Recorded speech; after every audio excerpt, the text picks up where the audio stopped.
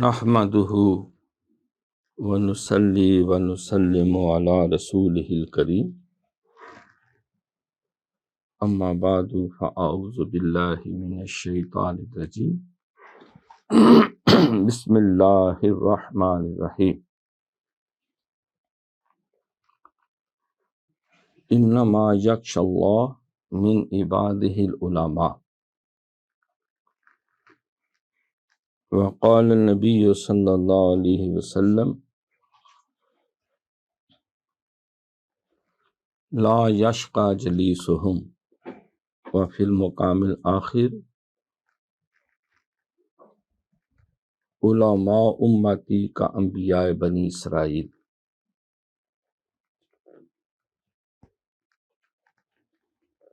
وفی المقام الآخر العلماء ورثۃ الانبیاء۔ صدق اللہ مولانا العظیم وصدق رسولہ النبی الکریم۔ رب اشرح لی صدری ویسر لی امری واحلل عقدۃ من لسانی یفقہوا قولی۔ اللہم صلی علی سیدنا و مولانا محمد وآلہ وصحابہ سیدنا و مولانا محمد وبارک وسلم صلی علیہ۔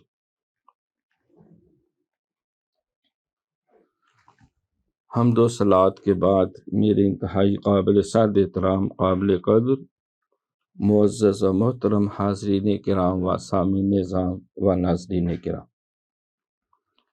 ہفتہ وار مجلس دین و دانش، درس قرآن و حدیث و تصوف۔ آج حضرت شیخ سید پیر مہر علی شاہ گولڑوی مجدد دین و ملت، شیخ الاسلام والمسلمین رحمۃ اللہ تعالی علیہ، ان کی سیرت اور کردار کے حوالے سے جو تحریری آپ نے علمی اور فکری ورثہ اپنے مریدین کے لیے، وابستگان کے لیے اور اہل اسلام کے لیے چھوڑا ہے، اس میں ایک کتاب کا نام اعلاء کلمۃ اللہ فی بیان ما احل بہ لغیر اللہ۔ اس کے اوپر اختصار کے ساتھ روشنی ڈالنا مقصود ہے۔ حضور سیدنا پیر مہر علی شاہ گولڑوی رحمۃ اللہ تعالی علیہ، آپ کی شخصیت کسی تعارف کی محتاج نہیں ہے۔ اللہ رب العالمین نے آپ کو علوم ظاہری اور علوم باطنی سے پورے طور پر مزین فرمایا۔ آپ کو علمی حلقوں میں ایک سند کے طور پر قبول کیا جاتا ہے۔ امام العاشقین ہیں، رئیس المحققین ہیں اور فاتح قادیانیت۔ آپ کے وقت کے جتنے اہل اسلام، اہل ایمان تھے، اور ان میں بھی جو 400 اجل علماء دین تھے، ان میں مزید 40 وہ محققین، مناظرین اور مخلصین اسلام جو مرزا غلام احمد قادیانی اور دیگر جو آپ کے دور میں ضلالت اور گمراہی اور بے دینی کی جتنی ہوائیں، چکھڑ اور طوفان اور تحریکیں چل رہی تھیں، ان کا کلا کما کرنے کے لیے آپ کی ذات ستودہ صفات کو شیخ الاسلام والمسلمین کے طور پر رہنما بنایا گیا۔ آپ اہل ایمان اور اہل اسلام کی قیادت فرماتے رہے۔ 1937 میں آپ کا وصال ہوا۔ آپ کی ساری زندگی تحصیل علم اور ترویج علم، علوم دینیہ، علوم عقلیہ، نقلیہ میں صرف ہوئی۔ لاکھوں مریدین، وابستگان اور تلامذہ کی آپ نے کثیر جماعتیں چھوڑی۔ آپ کے فیضان ظاہری اور باطنی کا سلسلہ جاری اور ساری ہے، اور انشاءاللہ قیامت تک جاری اور ساری رہے گا۔ جب تک سورج چاند رہے گا، پیر میر علی شاہ گولڑوی رحمت اللہ تعالی علیہ، تب تک تیرا نام رہے گا۔ دعا ہے کہ صدا بہار دیویں اس باغے تے کدی خزاں نہ آوے، ہون فیض ہزاراں تائیں ہر بھکھا پھل کھا۔ آج بھی کوئی مسافر، کوئی زائر، کوئی محبت اور عقیدت والا یا کسی بھی حوالے سے آپ کے مزار پاک پر، آپ کی مسجد میں، آپ کے آستانہ پہ تشریف لے جائے تو اس کو جسمانی غذا بھی تینوں وقت ملتی ہے اور روحانی غذا بھی مسلسل ملتی۔ نام فقیر تینا دا باہو، قبر جنا دی جیوے ہو۔ جنہ عشق نمازاں پڑھیاں وہ کدے نہیں مر دے، ولیاں دے درباراں اتے ویکھ لے دیوے بل دے۔ تو محبت کے، علم کے، عرفان کے، ہدایت کے، رہنمائی کے چراغ جو انہوں نے روشن کیے، اللہ تعالیٰ انہیں سدا بہار رکھتے ہیں۔ تو آپ کی خدمات اسلام کے حوالے سے ہر ماہ ایک جمعۃ المبارک کا خاص درس جو ہے، آپ کی خدمات، سیرت، کردار اور مختلف جو آپ کی کارنامے ہیں، جو امت مسلمہ کی رہنمائی کے لیے آپ نے علمی خدمات سارا انجام دی ہیں، اس کے لیے ہم مخصوص کرتے ہیں۔ تو آپ کی جملہ کتابیں جو ہیں، جو ہمارے پاس ایک بہت بڑا علمی سرمایہ ہے، اور جس کی فہرست جو ہے وہ کافی طویل ہے۔ یہ میرے ہاتھ میں مہر منیر جو ہے، آپ کی سیرت اور کردار اور ملفوظات اور تعلیمات کے حوالے سے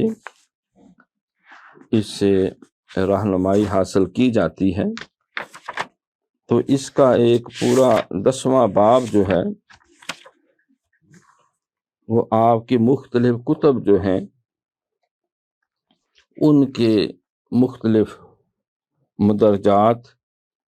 اور اس کی تعلیمات کے اوپر مبنی ہے، جن میں تحقیق الحق فی کلمۃ الحق، اس پہ ہم نے تفصیلی گفتگو کی تھی۔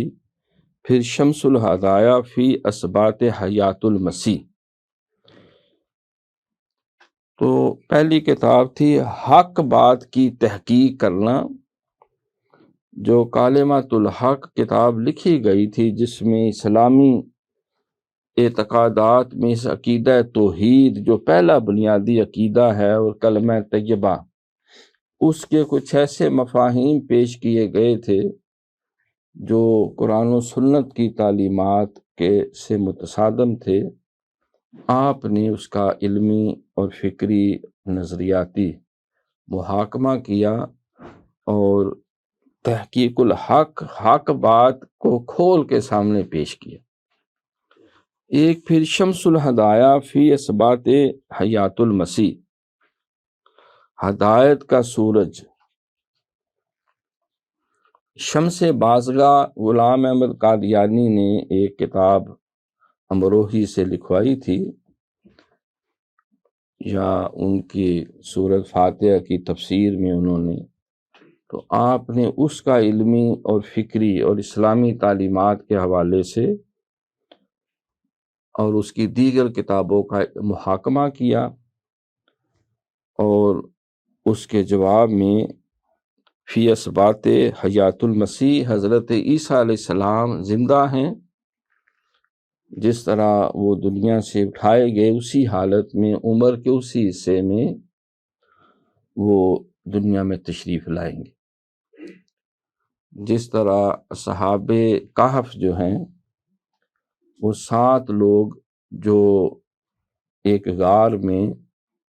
فیلاڈلفیا کے پاس وہ غار میں جنہوں نے پناہ حاصل کی، ایک گاؤں جو ہے اس کے قریب پہاڑ کے اوپر، اور 309 سال رقیم گاؤں جو ہے، رقیم گاؤں کے بالکل فیلاڈلفیا سمجھے ضلع تھا، بڑا تھا علاقہ، اس کا گاؤں تھا رقیم، اس کے قریب ایک غار تھی۔ وہ اس میں قرآن کہتا ہے کہ ایمان کی محافظت کے لیے انہوں نے وہاں پناہ حاصل کی، چلے گئے، تو اللہ تعالیٰ نے ان پر ایسی نیند طاری کی کہ وہ 309 سال قرآن کے نص کی روح سے سوئے رہے۔ میکسیملین ان کا لیڈر تھا، اینٹونی جو ہے یہ چرواہا تھا، اور دیگر جو ہیں تلمیخا، یوہانس، سوڈینانس اور دیگر جو اہل حق تھے، موحد تھے، اللہ کی عبادت کرنے والے تھے، انہوں نے بتوں کی عبادت سے سرتابی کی اور بادشاہ کو خدا اور خدا کا بیٹا ماننے سے انکار کیا، اور حضرت عیسیٰ علیہ السلام کی تعلیمات کو انہوں نے اپنایا۔ تو 309 سال بعد جب وہ بیدار ہوئے تو ان کی عمریں جو ہیں، اگر کوئی 35 سال کا تھا، 25 سال کا تھا یا 38 سال کا تھا، تو 309 سال بعد ان کی عمر میں 309 جمع 38 35 25 نہیں ہوا تھا، وہ بالکل اسی حالت میں غار سے باہر آئے تھے جس حالت میں سوئے تھے، اور وہی لباس پہنا ہوا تھا،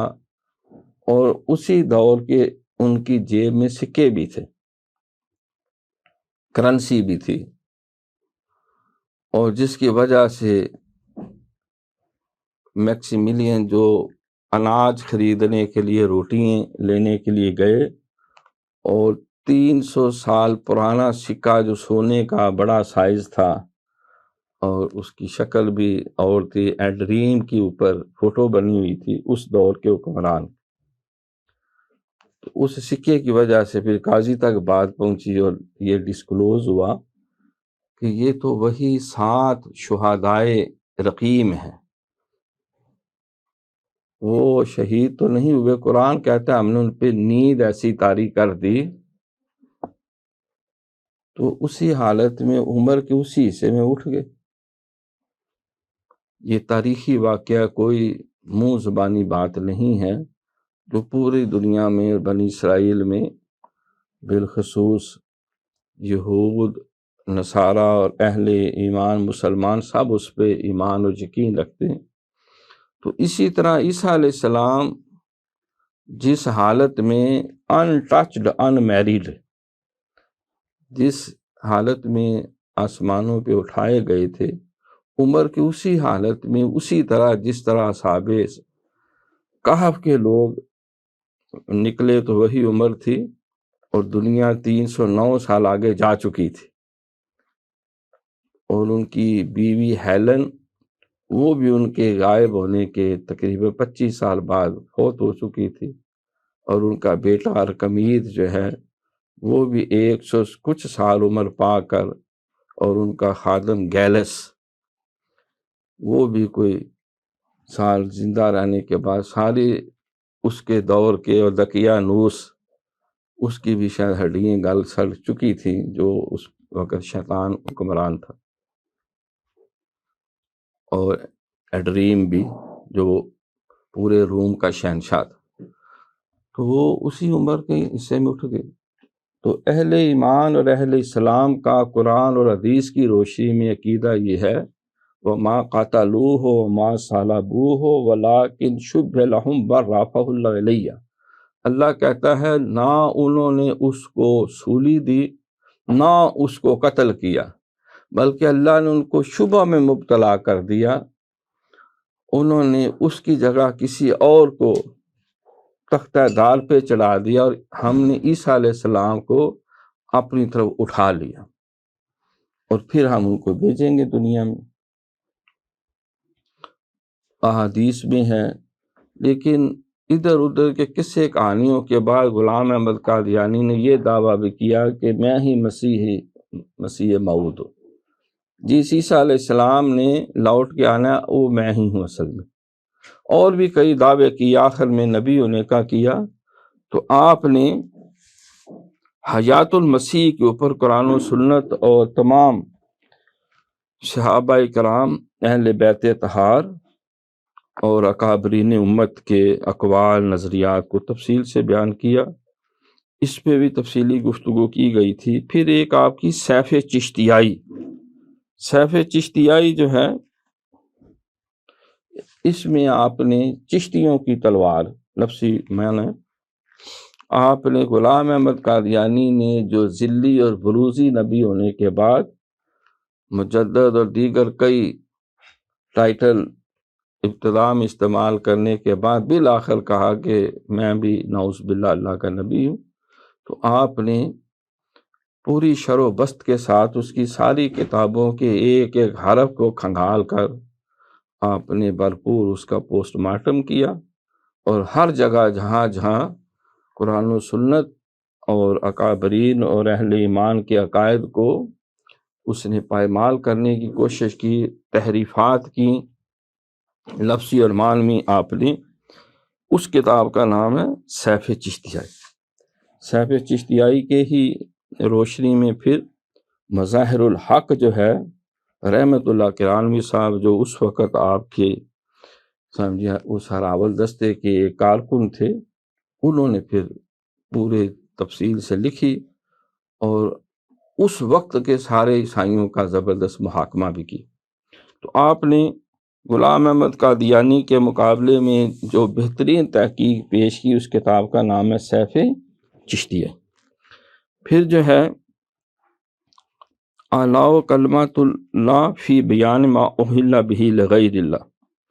یہ کتاب جو ہے اس پہ آج ہمارا گفتگو کرنا مقصود ہے کہ اللہ کا کلمہ کیا ہے، اللہ کا حکم کیا ہے، اللہ کے احکامات کیا ہیں، قرآن اور سنت میں اس موضوع کے اوپر کیا رہنمائی ہمیں ملتی ہے۔ وہ ہے کہ وما احل بہ لغیر اللہ، اور وہ جس کے اوپر اللہ کا نام پکارا گیا ہو۔ ابھی ہم اس پہ گفتگو کرتے ہیں، تو یہ بھی آپ کی ایک بڑی علمی تحقیق تھی، کیونکہ اس وقت یہ نیا مختلف نئے عقائد و نظریات، کیونکہ انگریزوں نے آ کر ان کی پالیسی تھی ڈیوائیڈ اینڈ رول، تقسیم کرو اور حکومت کرو، مسلمانوں کو ہندوؤں سے لڑا دو، ہندوؤں کو مسلمانوں سے لڑا دو، ہندوؤں کے اندر کئی تحریکیں شروع کرا دو، کوئی سکھوں کی ٹوپی ٹھونکتے رہو، کہیں بدھ مت والوں کی، کہیں کسی کو ماننے والوں کی، اسی طرح مسلمانوں میں بھی انہوں نے کئی فرقہ بازیاں شروع کروائیں، اور لارڈ صاف عریبیہ جیسے کئی پیشہ ور جو اس دور کے ان کے زر خرید اور تنخواہ دار جو ملازم تھے، ان کے مدد سے مسلمانوں کے اتحاد کو سبوتاژ کیا، اور 650 سال جس سلطنت عثمانیہ نے حکومت کی تھی پورے یورپ پر اور وسیع علاقے پر، 3 بر اعظموں پر، ان کو بھی آپس میں لڑا بڑھا کر جو ہے وہ چھوٹی چھوٹی درجنوں ریاستوں میں بانٹ دیا کہ اتحاد پارا پارا، یہ ان کی پالیسی تھی، ڈیوائڈ اینڈ رول، یعنی آپس میں لڑاتے بڑھاتے رہو، کہو تم کویتی ہو، تم عراقی ہو، تم ایرانی ہو، تم پشتون ہو، تم تورانی ہو، تم فارسی ہو، تم لبنانوی ہو، تم لیبیائی ہو، تم سعودی ہو، تم وابی ہو، تم سنی ہو، تم فلاں، تم رنگ۔ تو یہ ان کی پالیسی تھی۔ تو پاک و ہند میں انہوں نے جو مختلف شجرہ خبیثہ بوئے تھے، ان میں ایک شجرہ خبیثہ جو ہے وہ قادیانیت تھی۔ تو وہ کیونکہ ایک تحریکیں انہوں نے چلائیں 1919 میں، یہ جنگ عظیم کے بعد جو ہے، اول کے بعد جب ترکی اور اتحادیوں کو شکست ہوئی تو انہوں نے اسے بکھرے کیے، یہ تاریخی حقائق ہیں۔ تو انہوں نے وہاں پر بھی ایک سلفی تحریک یا تحریک عبد الوہاب نجدی جو ہے وہ شروع کروائی، اور انہوں نے جو کچھ کیا وہ تاریخ کے اندر انتہائی المناک داستانیں ہیں کہ کلمہ پڑھنے والوں پہ شرک کے فتوے لگا کر اور دیگر کئی اقدامات کیے، جو آج محمد بن سلیمان صاحب نے کہا کہ یہ تحریک جو چلائی گئی تھی یہ ایک سیاسی تھی۔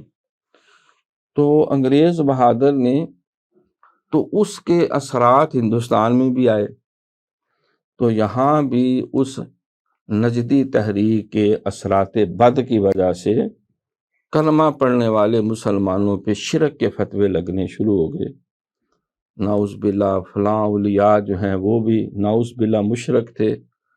فلاں بھی مشرک، شرک کی گویا کہ مشینیں چلا دی انہوں، اور جتنے بھی مسلمانوں کے مروجہ عقائد اور امور تھے ان کو بغیر کسی تحقیق کے جو ہے وہ بدعات کے زمرے میں پھینک دیا گیا، اور یہ ثابت کرنے کی کوشش کی گئی کہ سارے لوگ گمراہ اور بے دین ہیں، سارے مشرک ہو گئے ہیں، اسلام سے خارج ہو گئے ہیں، سوائے ہمارے جو 150 200 یا 500 یا 700 1000 لوگ ہیں، ان کو چھوڑ کر نعوذ باللہ۔ جس طرح ایک تحریک چلی تھی کسی دور میں بڑی، جس کو وہ جبری تحریک کہتے ہیں، معتزلہ تحریک کہتے ہیں، قدری ایک تحریک کہتے ہیں۔ تو معتزلہ لوگ جو ہیں یہ علی پاک کے ہی دور میں حضرت امام حسن بصری نے بھی ان کا بعد میں محاکمہ کیا، تو یہ اس طرح کے فتنے جو ہیں وہ مسلمانوں میں کھڑے ہوتے رہے، خلق قرآن کی ایک تحریک چلی۔ تو ہندوستان کے اندر یہ نجدی تحریک کے جو اثرات بد یہاں آئے، ان میں یہ بھی تھا کہ ہم 5 7 اتنے لوگوں کو چھوڑ کر آج بھی وہ 1% بھی نہیں بنتے مسلمانوں کی کل تعداد کا، انہوں نے باقیوں کے ایمانوں کے اوپر، اس میں ایک بہت بڑا مارکۃ الارا مسئلہ یہ تھا کہ ہم جو قربانیاں پیش کرتے ہیں، صدقہ و خیرات کرتے ہیں اپنے بزرگوں کے اصالِ ثواب کے لیے، تو اس تحریک میں یہ بھی تھا کہ یہ بھی شرک ہے، یہ بھی شرک ہے، اور یہ کھانا جائز نہیں ہے جس کے اوپر جو ہے وہ کل کا نام آ جائے، تیسرے کا، 10ویں کا، چیلم کا، عرس کا، یا کسی بھی بزرگ کا، کسی بھی اللہ کے علاوہ کسی شخص کا، اگر آپ سب یہ کہیں کہ یہ میرا بکرا ہے جو میں ذبح کر رہا ہوں تو مارے گے۔ اگر کوئی یہ کہہ دے کہ یہ تو میرے والد صاحب جو پچھلے سال فوت ہو گئے ان کی طرف سے میں حج کر رہا ہوں، مارے گے۔ یہ فلاں عمل تو میں فلاں کے اصالِ ثواب کے لیے کر رہا ہوں، تو اس ایک شرعی کام کو انہوں نے مختلف تعویلات اور ادھر ادھر کے یعنی کہ چوں کے چنانچے کرتے ہوئے، ہندو جو اپنے بتوں کے نام پر جو چڑھاوے چڑھاتے ہیں، جو پرشاد بانٹتے ہیں، جو جانور ذبح کرتے ہیں، نعوذ باللہ ان کے ساتھ مسلمانوں کو جا جوڑا۔ تو آپ نے اس کا بھی ایک جو اعتدال کا راستہ ہے، افراط و تفریط سے بچتے ہوئے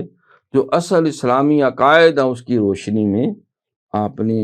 اس مسئلے کو کھول کے بیان کیا تاکہ مسلمانوں کو خام خواہ جو ہے جو کلمہ گو ہیں ان کو ایک ہی لاٹھی سے نہ ہانک دیا جائے، کیونکہ یہ تو ایک ایسا عمل ہے جو نبی علیہ السلام اور سارے صحابہ ساری امت تواتر کے ساتھ کرتی آ رہی ہے، جس کو اصحال ثواب کہتے ہیں۔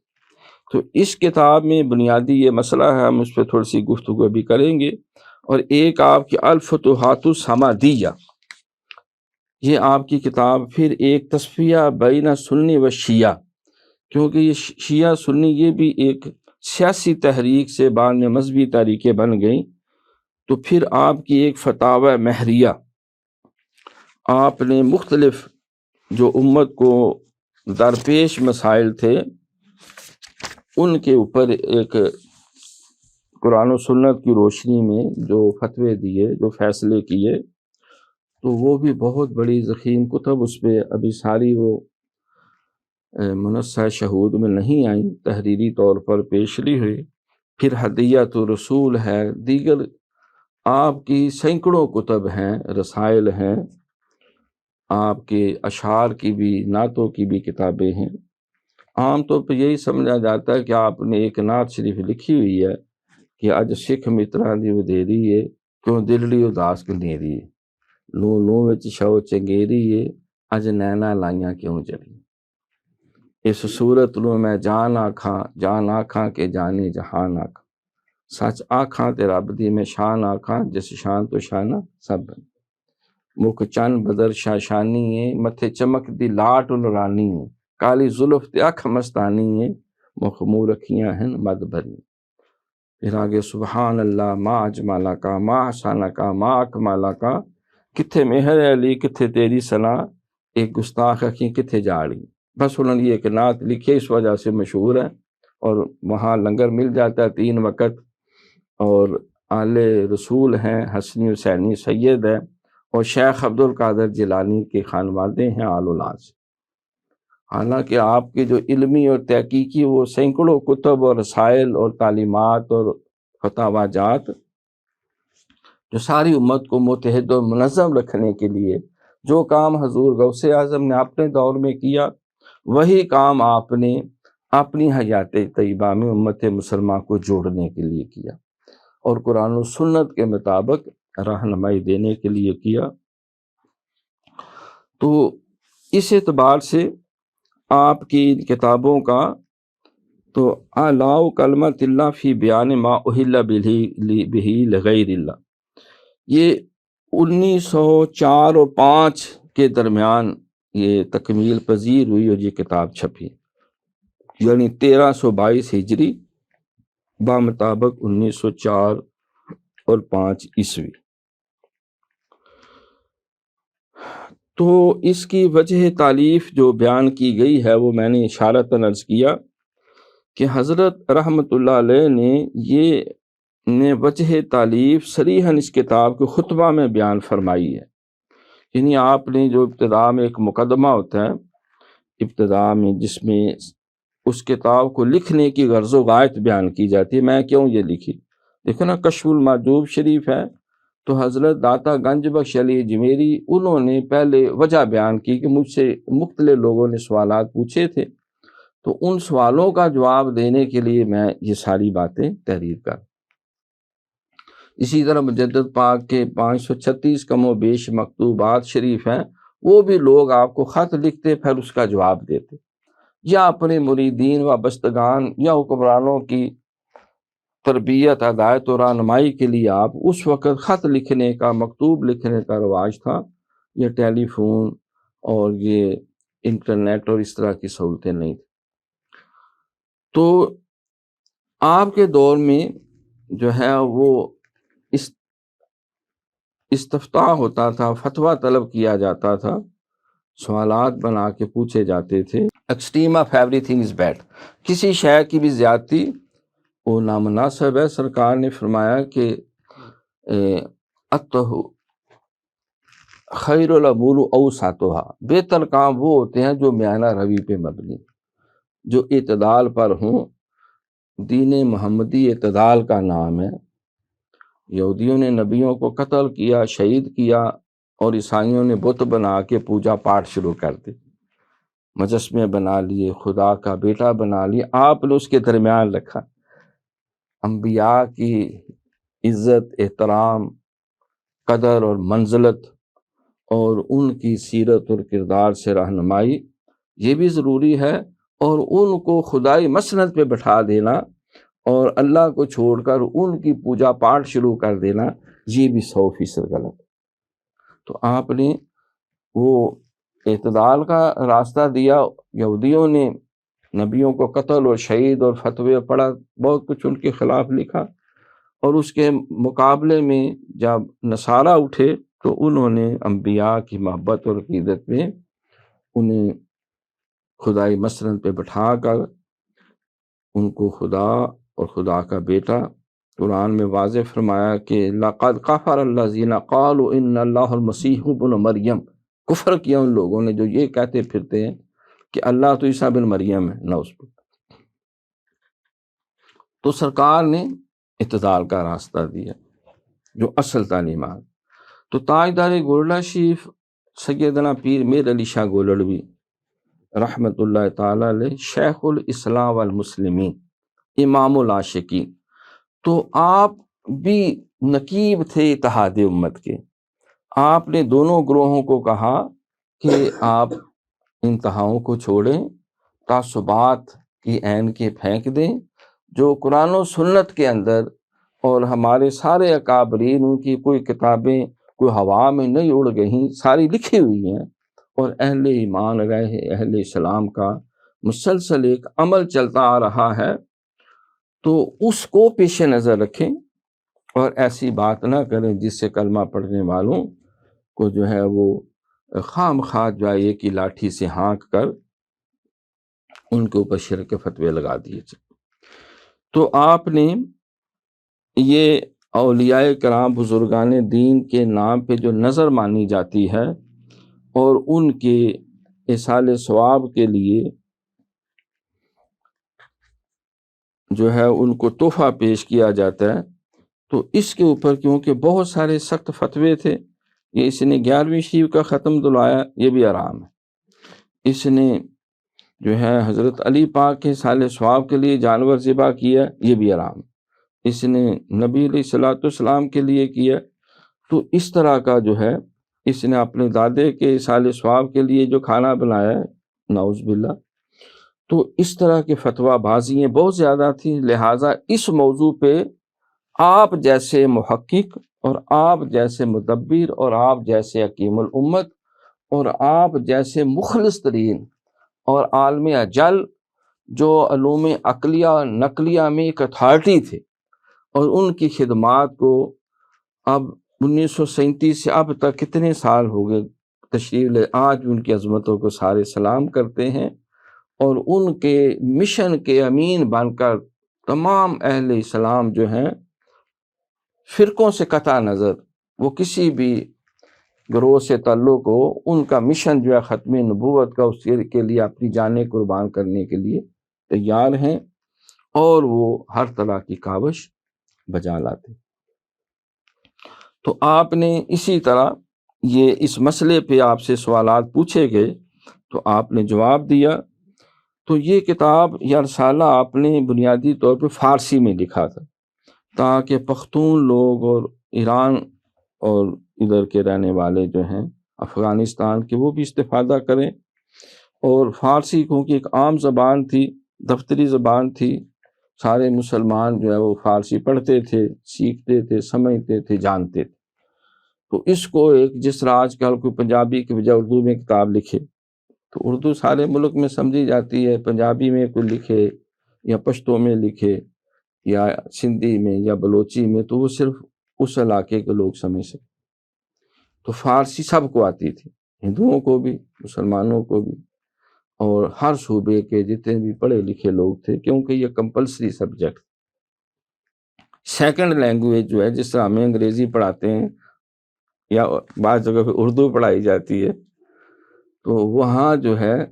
وہ سیکنڈ لینگویج اس وقت، بلکہ فرسٹ لینگویج کہہ لیں جو ایک رابطے کا، وہ فارسی تھی، باقی لوکل زبانیں تھیں۔ پھر اردو کو ایک اسٹیٹس ملنا شروع ہوا، یہ دفتری اور قومی زبان بنتی گئی، لیکن ہندوؤں نے بہرحال ایکسیپٹ نہ کیا، انہوں نے ہندی اور برج بھاشا اور دیوناگری وغیرہ وہ اپنے چلا دی۔ جب پاکستان سے علیحدہ ہوا بنگلہ دیش، انہوں نے بھی اردو اور عربی فارسی رسم الخط کو چھوڑ کے وہ بھی جا گھسے وہ اسی دیوناگری رسم الخط میں جو لیفٹ سے رائٹ کی طرف جاتے،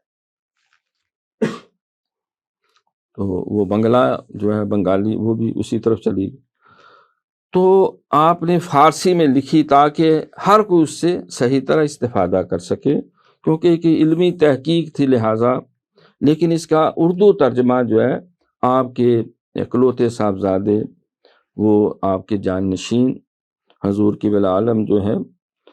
محی الدین سید اور بابو جیلا رحمہ، جن کو زیادہ تر لوگ اسلام سے معروف ہیں، تو انہوں نے آپ کے یہ مہر منیر بھی آپ نے ہی لکھوائی، آپ کے ملفوظات و سیرت اور کو جمع کیا، جو کتابیں تھی اس کی تحقیق کروائی اور اس پہ تبصرے لکھوائے، اور آپ نے اس کا اپنی زندگی میں ہی اردو میں ترجمہ کروا کے اس کو تقسیم کیا۔ تو اس کے بنیادی طور پر جو ہے ایک اس کا مقدمہ 3 ابواب ہیں، اور آخر میں ایک خاتمہ ہے جس کو ہم جو ہے وہ کلوزنگ چیپٹر کہتے ہیں۔ تو یہ کتاب جو ہے یہ اردو ترجمہ آپ نے ہی شائع کرایا، جس سے اب آ جائیں اصل کتاب کے اصل مفہوم کی طرف، جو اختصار کے ساتھ، کیونکہ ایک نشست میں سارے مضامین کو سمیٹنا مشکل ہے، تو آج یہ قرآن پاک کی آیت ہے، سورہ بقرہ آیت نمبر 73 جو آپ نے کتاب کا نام رکھا ہے وہ اس میں سے لیا ہے، دوسرا پارہ سورہ بقرہ، آیت سن لیں، اس کا ترجمہ سمجھ لیں، تو اس سے بھی اس ساری کتاب کی جو اہم موضوع ہے، جو پیغام آپ دینا چاہتے ہیں، وہ اس کی وضاحت ہو جائے۔ آیت یہ ہے، انما حرم علیکم المیتۃ والدم ولحم الخنزیر وما اہل بہ لغیر اللہ فمن اضطر غیر باغ ولا عاد فلا اثم علیہ ان اللہ غفور رحیم۔ انما بے شک حرام کر دیا ہے، حرم اللہ تعالیٰ نے کس کو حرام کر دیا؟ المیتۃ، مردار کو۔ اگر آپ نے جانور کو شکار کیا، شرلا مارا، گولی ماری، یا نیزہ پھینکا، یا تیر چلایا، اور آپ کے پہنچنے سے پہلے اس نے دم توڑ دیا، ابھی آپ نے بسم اللہ اللہ اکبر اللہ کہہ کے ذبح نہیں کیا، تو کیا ہوا؟ وہ مردار ہے۔ یا جس طرح ہندو لوگ جھٹکا کرتے ہیں، اللہ کا نام لیے بغیر اس کی گردن اتار کے پھینک دیتے، تو بعد میں اس کی چمڑی کھلڑی اتار کر پھر اگلا مرحلہ شروع ہوتا۔ گزشتہ دنوں امریکہ جانے کا اتفاق ہوا، تو وہاں بھی یہ مسئلہ کافی اختلافی ہے، کیونکہ وہاں پہ وہ کمیلا جو ہے، جس کو بچر خانہ یا بچر ہاؤس کہتے ہیں، سلاٹر جو ہاؤس جو ہے، سلاٹر والے سو رہے ہیں، تو سلاٹر ہاؤس جو ہے وہاں پہ انہوں نے ایک ٹیپ ریکارڈر لگائی ہے، بکرا جو ہے وہ انہوں نے ایک ایسا فریم سا بنایا، اس کے اندر لٹکا ہوا آتا ہے، اور وہ ٹیپ ریکارڈ چل رہی ہے، بسم اللہ اللہ اکبر اللہ اکبر اللہ اکبر بسم اللہ اللہ اکبر اللہ اکبر۔ اور ٹیپ ریکارڈر میں مفتی صاحب کی ریکارڈنگ لگی ہوئی ہے، وہ آواز چل رہی ہے، اور خود ہی اس کی وہ گردن کٹ کے آگے جاتی ہے، تھوڑی دیر بعد پھر گردن کٹ جاتی ہے، پھر اس کے پائے کٹ جاتے ہیں، پھر اگلے میں پیٹ چاقو ہو جاتا ہے، اور بتدریج جو ہے وہ بکرا جو ہے وہ گوشت اور بوٹی بن کے سامنے آ جائے۔ جس طرح یہ بسکٹ بناتے ہیں، مختلف مرحلوں سے گزرتے ٹافیاں بنتی ہیں، تو انہوں نے اس کو بھی ایک ٹافی اور چینگم اور لالی پاپ اور وہ جو بڑے شوق سے بچے کھاتے ہیں چاکلیٹ، وہ مختلف مرحلوں میں گزرتے ہوئے خود ہی پیک ہو کے صرف کھانے کی کمی رہ جاتی، تو اس طرح وہ بکرا بھی چلتے چلتے گوشت آ جاتا۔ تو اس پہ بھی علماء کا موقف ہے کہ یہ ٹھیک نہیں ہے، لیکن کیونکہ وہاں بڑی مقدار میں یہ کام کرنا ہوتا ہے، اور جو مہنگے ترین لوگ وہاں جو فنکار ہیں یا جنہیں کرافٹی مین کہتے ہیں، ان میں یہ بچر مین بھی، قصاب جو ہے، اس دن اپنے ساتھی کو میں بتا رہا تھا کہ وہاں جو پلمبر ہے وہ بھی اگر صحیح اس کی دیہڑی لگ جاتی ہے تو ایک دن میں وہ بھی کم و بیش $1000 کما لیتا، اور بچر جو ہے وہ 1 گھنٹے کے جو ہیں وہ اتنے پیسے لے لیتا ہے جتنے ہمارے 22ویں گریڈ کے افسر کے نا پورے مہینے کی تنخواہ بنتی ہے، وہ 1 گھنٹے کے اتنے پیسے لے۔ کیونکہ ہمارے جو عزیز ہیں ان کی وہاں مدینہ حلال میٹ اینڈ گروسری شاپ،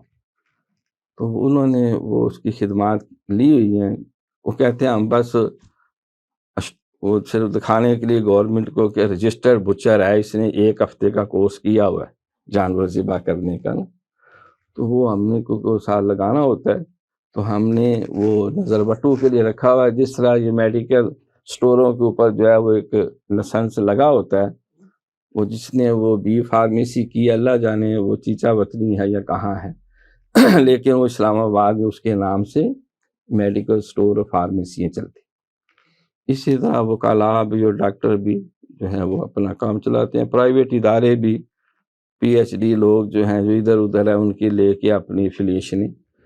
تو یہ وہاں بھی ایسا صورت ہے، کہتے ہیں ہم 2 گھنٹے 3 گھنٹے کے لیے ہائر کرتے ہیں، کیونکہ اتنی طرح ہم دے نہیں سکتے کہ اس کو 4 گھنٹے یا 8 گھنٹے بزی رکھیں،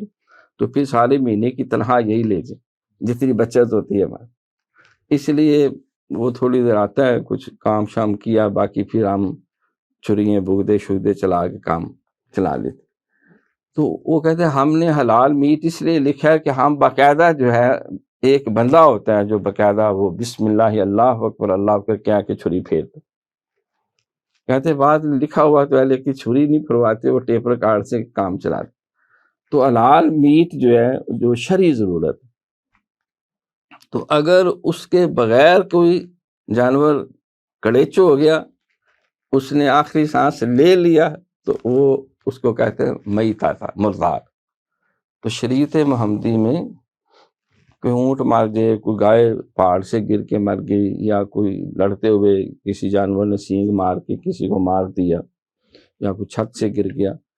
تو ذبح کیے بغیر جو مر گیا اس کو کہتے ہیں مردار۔ کچھ تو ویسے ہی حرام ہے، مطلب کتا تو حرام ہے، گدھا جو ہے، لیکن جو حلال جانور ہیں وہ بھی اگر ذبح کیے بغیر، انما حرم علیکم المیتۃ والدم، اور دم کہتے ہیں خون کو۔ عربوں میں باقی اور بھی دنیا میں رواج تھا کہ وہ جانور کو چھری پھیر کے اس کے ساتھ منہ لگا کے، جس سے ہم سیوانہ پیتے ہیں تو وہ خون پیتے تھے، اور اس پہ بھی نام ملتا تھا اس نے 8 بوتلیں اکٹھی پی لی ہے، تو اس نے اتنا خون جو ہے وہ اکیلا پی گیا۔ تو اسلام نے اس بہتے ہوئے خون کو حرام قرار دیا۔ ہاں تلی جو ہے یا لالی کلیجی ہم جس کو کہتے ہیں، وہ جمع ہوا ہوتا ہے، وہ گوشت کی شکل اس کی بن جاتی ہے، تو وہ بہرحال جائز ہے، لیکن جو بہتا ہوا خون ہے بعض اس کو ٹھنڈا کر کے جو ہے وہ جیسا کسٹرڈ کے اوپر وہ جیلی لگاتے ہیں، اس طرح بھی وہ کاٹ کے اس کے اندر مرچ مسالے ڈال کے، یا کوئی میٹھا پسند کرتا ہے تو میٹھا خون، پھیکا خون اور سلونا خون، وہ بھی اس طرح بھی ان کا سلسلہ تھا سارا۔ تو شریعت نے کہا کہ یہ خون جائز نہیں۔ طبی طور پہ بھی ڈاکٹر صاحبان بیٹھے ہوئے ہیں کہ اس میں وہ جو ایسے کئی وائرس اور کئی بیماریوں کے جو جراثیم ہوتے ہیں وہ انسان کی صحت کے لیے نقصان دہ، تو شریعت نے کہا انما حرم علیکم المیتۃ والدم ولحم الخنزیر، اور خنزیر کا گوشت، کیونکہ اس کے بھی پولٹری فارم کی طرح وہاں بھی فارم بنے ہوتے ہیں، یورپ کے اندر لوگوں کا کاروبار ہے، یہ بھی بکری کی طرح جو ہے گھاس پھوس یہ وہ کھاتے ہیں، سارا کچھ ہے، اور روٹیاں بھی کھا لیتے ہیں، بلکہ گندگیاں بھی کھا جاتے ہیں۔ تو شریعت نے کئی وجوہات کی بنا پر خنزیر کو، جس کو سور کہتے ہیں، اس کو حرام کیا۔ تو اس میں وہی لفظ بیان کیا گیا، انما حرم علیکم المیتۃ والدم ولحم الخنزیر، خنزیر کا گوشت۔ چمڑے کے بارے میں ہے کہ اگر کتے کی چمڑی یا کھوتے کی اگر اتار کر اس کو دباغت کے مرحلوں سے گزاریں تو وہ قابل استعمال ہے، اس پہ آپ فجر، ظہر، عصر، مغرب، عشاء کی نماز نفل پڑھ سکتے ہیں۔ لیکن سور جو ہے، اس کی چمڑی جو ہے، اس کو 100 دفعہ بھی دباغت کرے تو کسی طرح جائز نہیں۔ اور ایک انسان کی چمڑی جو ہے، کوئی انسان کی کھال اتار کے جو ہے اس کے سلیپر بنا لے یا جائے نماز، وہ جائز نہیں۔ انسان کی اس لیے احترام کے لیے اللہ تعالیٰ نے وَلَقَدْ كَرَّمْنَا بنی آدم، اللہ نے بنی آدم کو عزت دی، اس کی تکریم کی وجہ سے اور اس کی حرمت کی وجہ۔ تو خنزیر اسی طرح ہڈیوں کے بارے میں بھی ہے، لیکن خنزیر کی ہر شے، اس کی چمڑی، اس کی ہڈیاں اور دیگر ہر شے ٹوٹلی وہ نجس ہے، پلید ہے، اور کوئی شے قابل استعمال نہیں۔ انما حرم علیکم المیتۃ والدم ولحم الخنزیر وما اہل بہ لغیر اللہ، وما اہل، اور جس کو پکارا گیا، بہی، ساتھ اس کے، لغیر اللہ، اللہ کے علاوہ، اللہ کے علاوہ کسی اور کے نام سے پکارا گیا، وہ بھی حرام ہے۔ اب اس پہ ساری علمی بحثیں چلتی ہیں، پیچھے 3 کے اوپر کسی نے کوئی اعتراض نہیں کیا، لیکن وما اہل بہ لغیر اللہ، غیر اللہ یعنی اللہ کے علاوہ کسی اور کے نام سے پکارا گیا، کسی اور کا نام رکھا گیا، لیا گیا، تو اس پر بحث کرتے کرتے بعض نے ہر طرح کے ذبیحہ کو حلال کر دیا، بعض نے باقی ذبیحہ کچھ کو حرام کر دیا کہ کسی بزرگ کا نام لیا گیا۔ تو اس میں اچھا آگے پھر ہے وما اہل بہ لغیر، وما اہل بہ لغیر فمن اضطر، اگر کوئی تم میں سے بے بس ہو جائے، مجبور ہو جائے، جان بچانے کا مسئلہ ہو جائے، اور کھوتے کا گوشت کھائے بغیر چارہ نہیں، اس کو پتہ نہیں تھا، لاہور گیا تو پتہ نہیں تھا ہوٹل میں کھوتا پکا ہوا ہے، کھا گیا، ایک تو یہ صورت ہے، وہ بے بس تھا، لاچار تھا، یا اب کوئی شے حلال نہیں اور حکم یہ ہے کہ کھانا ہے تو یہ سور کا گوشت ہی ہے، یا یہ کھوتے کا گوشت کھا لو، نہیں تو مرنا ہے تو مر جاؤ، تو جان بچانے کے لیے اتنا کو حرام استعمال کر لینا کہ جس سے جان بچ جائے، وہ آگے اس کی وضاحت کر دی، فَمَنِ اضْطُرَّ غَيْرَ بَاغٍ وَلَا عَادٍ، نہ وہ باغی ہو کہ میں نے آج سے اس کو حلال کر لیا اپنے لیے، نعوذ باللہ، وَلَا عَادٍ، حد سے بڑھنے والا ہو کہ چلو آج موقع مل گیا تو ٹھڈ بھر کے سور دا گوشت ہی کھاؤ، انگریز بھی تو کھاندے نہیں، آج موقع مل گیا، اب اس کے بغیر چارہ نہیں تو روزہ بھی کھولنا ہے تو جان نکل جائے گی، لہذا اگر شراب پینی ہے تو وہ ساری بوتل چڑھا جو، نہیں، خبردار، غیر باغ ولا عاد، نہ وہ بغاوت کرنے والا ہو، نہ حد سے بڑھنے والا ہو، صرف اپنی جان بچانے کی خاطر اگر اس کو حرام جانور کا، یا جانور حلال تھا لیکن مر گیا، ایسا بھی تاریخ میں ادوار آئے کہ جس وقت شدید قحط پڑے اور انسان جو ہے وہ بے بس ہو گئے، تو ان حالات میں پھر کتے بلے ہر شے جان بچانے کے لیے کھا گئے وہ۔ تو شریعت جو ہے وہ انتی شریعت نہیں ہے، اس نے انسانی مجبوریوں کو، مسائل کو پیش نظر رکھا۔ اللہ کریم جانتے تھے انسانوں پہ کئی ایسے حالات آ سکتے ہیں، کوئی جنگل میں رستہ بھول گیا، کوئی برفانی ماحول میں پھنس گیا یا کوئی اور ایسا اس کے ساتھ جو ہے وہ معاملہ حادثہ سانحہ درپیش آیا کہ اب حلال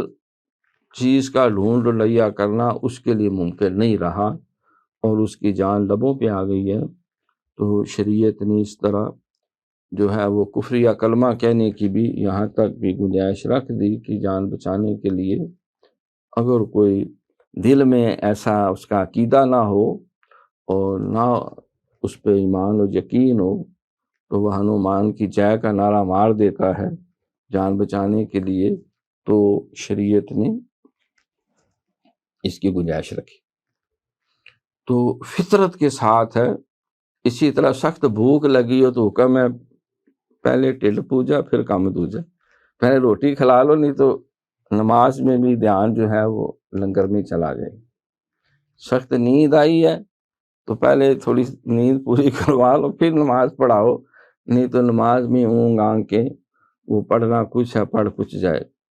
نشے میں بھی اسی لیے منع کیا گیا، لا تقربوا الصلاۃ وانتم سکارى، انسان کی ہوش ٹھکانے نہیں۔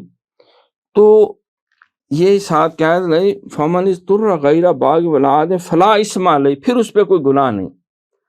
ان اللہ غفور الرحیم، آگے وضاحت کر دی کہ اللہ صرف قہار اور جبار نہیں ہے کہ چمڑیاں اتارنا اور سزائیں دینا اور ٹکی پہ چڑھانا مجرموں کو، وہ غفور الرحیم بھی ہے کہ انسان مجبور تھا، بے بس تھا، اور وہ جان بچانے کے لیے یا مجبوری کی حالت میں، تو اللہ کہتا ہے میں بخشنے والا بھی ہوں اور رحم بھی کرنے والا۔ وَمَا اللَّهُ بِظَلَّامٍ لِّلْعَبِيدِ، اللہ اپنے بندوں پہ ظلم کرنے والا نہیں ہے۔ تو آگے اللہ کی ان صفتوں کا ذکر کیا، غفور و رحیم ہونے کا، جو غلطیاں خطائیں معاف کرنے والا، رحم کرنے والا۔ اب اتنا مسئلہ سامنے آ گیا کہ آپ نے ساری گفتگو جو ہے وما اہل بہ لغیر اللہ اس کے اوپر رکھی ہے کہ بعض کا موقف یہ ہے، تفصیلی مندرجات کے ساتھ ہم اگلے درس میں گفتگو کریں گے، لیکن سرحد سے اتنا ذہن میں رکھ لیں کہ آپ نے جو موٹی بات یہ بیان کی کہ یہ ساری امت اس بات پہ متفق ہے۔ سیدہ عائشہ صدیقہ رضی اللہ عنہ سے روایت دیگر سے سرکار دو جانور ذبح فرماتے کہ ایک میری اور آل محمد کی طرف سے اور ایک میری امت کی طرف سے، جن کے دل میں شوق تو ہوگا لیکن قربانی کی استعداد ہمت نہیں ہوگی۔ تو پتہ یہ چلا کہ ایک کے اوپر اپنا نام لیتے یا اپنی ساتھ آل کو شامل کرتے اور ایک پہ اپنی امت کا نام لیتے، اور ساری زندگی آپ وہ دو جانور کم از کم ذبح فرماتے رہے۔ تو آپ کے وصال کے بعد حضرت علی مرتضیٰ شیر خدا رضی اللہ تعالیٰ عنہ وہ بھی باقاعدہ دو جانور ذبح کرتے، ایک اپنی طرف سے اور ایک حضور علیہ السلام کی طرف سے، کہ یہ نبی علیہ السلام کے نام پر اور یہ میرے نام پہ میری طرف سے۔ جس طرح بچے کا بیٹے کا عقیقہ کرنا تو دو جانور، یہ نو مولود کے بھئی دو جانور ہیں، خبردار اس نے چھیڑو نہ۔ ایک بچی ہے تو بچی یہ سکینہ بی بی جو پیدا ہوئی ہے یہ اس کی طرف سے ہے۔ تو اب اس کا مطلب یہ نہیں کہ اس کو خدا سمجھ لیا، سرکار امت کو خدا سمجھ کے تو نہیں کرتے تھے، بلکہ نیت یہ تھی کہ اس کا اجر اور ثواب میری امت کے حق میں، اور یہ جانور جو ہے یہ میری آل کو اس کا اجر و ثواب، علی پاک کا بھی یہی مقصد تھا۔ تو اسی طرح جو ہے وہ عقیقہ کیا جاتا ہے، جس بچے کے طرف سے دو جانور باقاعدہ اس کا نام لیتے ہیں کہ یہ غلام شبیر جو پیدا ہوا ہے یہ اس کے دو جانور ہیں، بھائی عقیقہ اس کے۔ مقصد یہ ہے کہ عبادت اللہ کی ہے، سنت نبی پاک صلی اللہ علیہ وسلم کی ہے، شریعت محمدی کے تابع رہ کے تو ہم جو ہے کہ اس کی برکتیں جو ہیں وہ اس کے حصے میں جانی چاہیے خاص طور پہ۔ اور سرکار ایک جانور ساری امت کے لیے، تو معلوم ہوا کہ ہر امتی کو ایک ایک قربانی کا ثواب سرکار کی طرف سے مل جاتا، اور سرکار کے بھی اجر و ثواب میں کمی نہیں آتی۔ تو اب جو ہے اب دیکھیں بڑا جانور ہے، مثلا ہم نے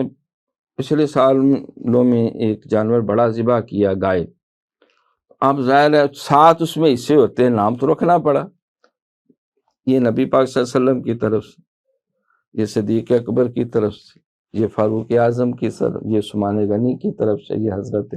علی مرتضیٰ شریف، 5 چلے گئے۔ تو اب 2 جو ہیں، ایک عظیم فاروقی کا اور ایک ان کی اہلیہ کا۔ اب نام تو 7 چڑھ گئے، اگر نام نہیں ہوں گے تو کیسے پتہ چلے گا؟ مسجدوں میں بھی اجتماعی قربانی ہوتی ہے تو باقاعدہ نام لکھے ہوتے ہیں، 7 قربانیاں ہیں یا 7 حصے ہیں، ہر بندے کا نام، اور ذبح کرنے کے بعد تو نام رکھنا۔ آپ فرماتے ہیں احل بہ لغیر اللہ سے مراد یہ نہیں ہے کہ وہ 7 کو خدا سمجھ لیا گیا،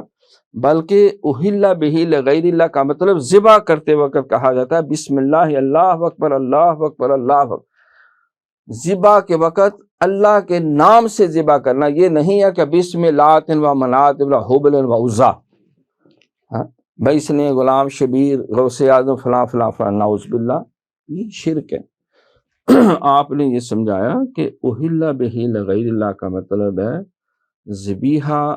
جب کیا جاتا ہے تو اس سے مقصود اس وقت نام بھی بسم اللہ، اللہ اکبر، اللہ اکبر لینا ہے۔ جو وہ مشرکین عرب جو قربانی کرتے تھے وہ بت کا نام لیتے تھے، باسم لات،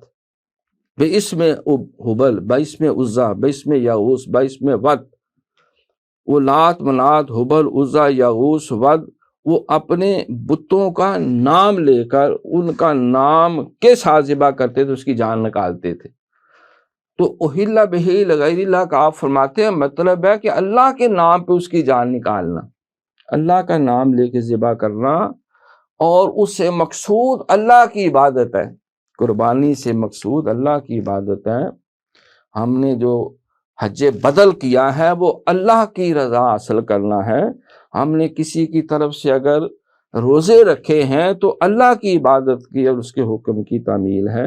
اگر کسی عزیز کی طرف سے مسجد بنائی ہے، یا مسجد کا نام مسجد ابراہیم رکھا ہے، یا اس کا نام محمدی مسجد رکھا ہے، یا اس کا نام کوئی اپنے باوجداد کے نام سے مسجدوں کے بھی نام ہوتے ہیں۔ قرآن میں کتنی صورتوں کے نام جو ہیں وہ ابو لہب کے نام پر بھی ہیں، مومنون کے نام پہ سورہ محمد بھی ہے، اور سورہ یوسف بھی ہے، سورہ ابراہیم بھی ہے۔ تو اس کا یہ مطلب نہیں کہ یہ ان کو خدا سمجھ لیا گیا، یہ صرف ایک علامت کے طور پر، اور یہ اس بات کی نشاندہی کرنا کہ اس میں ان کا ذکر خیر ہے۔ تو اس طرح قربانی جو ہے ذبح کرتے وقت جو ہے اس سے مراد اللہ کی عبادت ہے،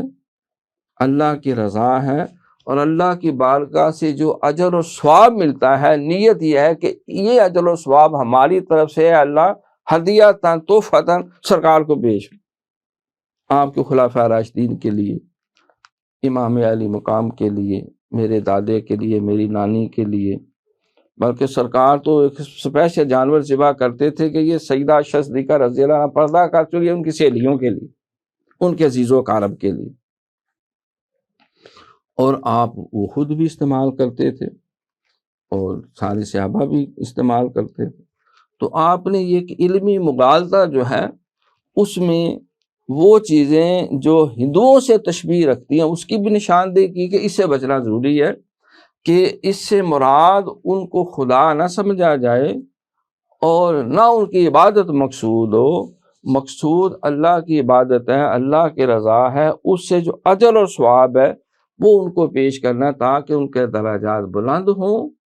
میرے جو عزیز فوت ہو گئے ہیں ان کے ہم نے قرآن پڑھ کے سال ثواب کیا ہے، ہم نے ان کی طرف سے حج کیا ہے، یا ہم نے 4 نفل پڑھے، کوئی امر خیر کیا، کنواں کھدوا دیا، کوئی ان کے نام پہ ہم نے مسجد بنوا دی، یا ان کے نام پہ مدرسہ بنا دیا، یا مسجد میں پنکھے دے دیے، ان کو خدا نہیں سمجھا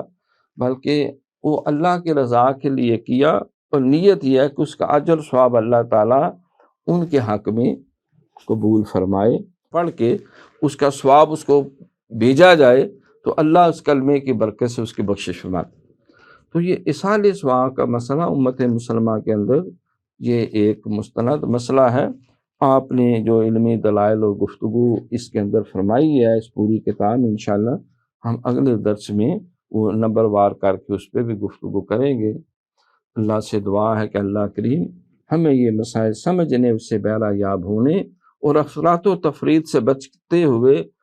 جو امت محمدیہ کا اہل ایمان کا طریقہ ہے، جو سیدنا پیر میر علی شاہ گولڑوی، حضرت داتا گنج بخش علی جویری اور سرکار دو جہاں صلی اللہ علیہ وسلم صحابہ کا، ہمیں اللہ اس پہ گامزن رکھے۔ وما علینا الا البلاغ المبین۔